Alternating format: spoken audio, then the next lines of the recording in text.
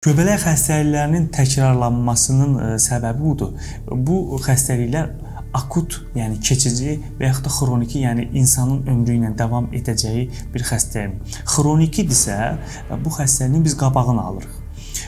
Göbələyin qabağını alırıq və buna nə toxunursa, nə qıcıqlandırırsa qabağını alırıq, biz bunu söndürürük. Və pasiyentə məlumat veririk. Tutaq ki, məsəl üçün, bax, duzlu pendir yemə, yumurta yemə və yaxud da dənizə girmə deyirik pasiyentə. Pasiyent deyir ki, bir dəfədən heç nə olmaz. 5 ildən sonra bunu eləyir, gəlir, görürük ki, indi məsəl üçün verirəm, mən örnək verirəm. Gəlir, məsəl üçün, bal yemə deyirik. Tutaq ki, bala qarşı reaksiya göstərir. Gəlir, görürük ki, hə, bunun bəzi nahiyəsində bu göbələk təkrarlanıb.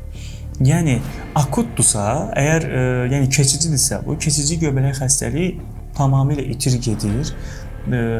Həmin nahiyədə olmasa belə pasiyentdə bir başqa nahiyədə yaranma ehtimalı varmı? Əlbəttə ki, var.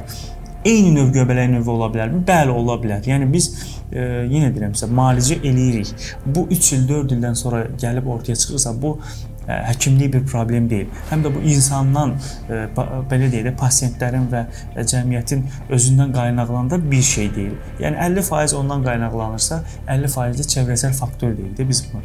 Gedib nərdansa bulaşa bilər, hardansa nəsə bir keçici ola bilər. Yəni göbələklər özü də biz bilirik ki, keçicidir yəni düzgün müalicə, düzgün keçid varsa biz bunu pasiyentə veririk ki, bu gəlib keçidirsə tamamilə keçəcək, amma ola bilər də 4-5 ildən sonra yenə həmin göbələk növü çıxa bilər. Amma xronikidirsə, xroniki biz pasiyentə məlumatlandırma veririk ki, bax, bu xronikidir. Sən bunlara diqqət eləməlisən ki, bu köpürməsin, qabarmasın, ekzemalar da bu cürdür, dermatit dəri xəstəliklər də bu cürdür. Yəni, bu əsas odur ki, biz pasiyentə məlumat verək ki, dəqiq və net. Bu keçicidir, yoxsa xronikidir. Bu haqda məlumatı olmalıdır pasiyentin.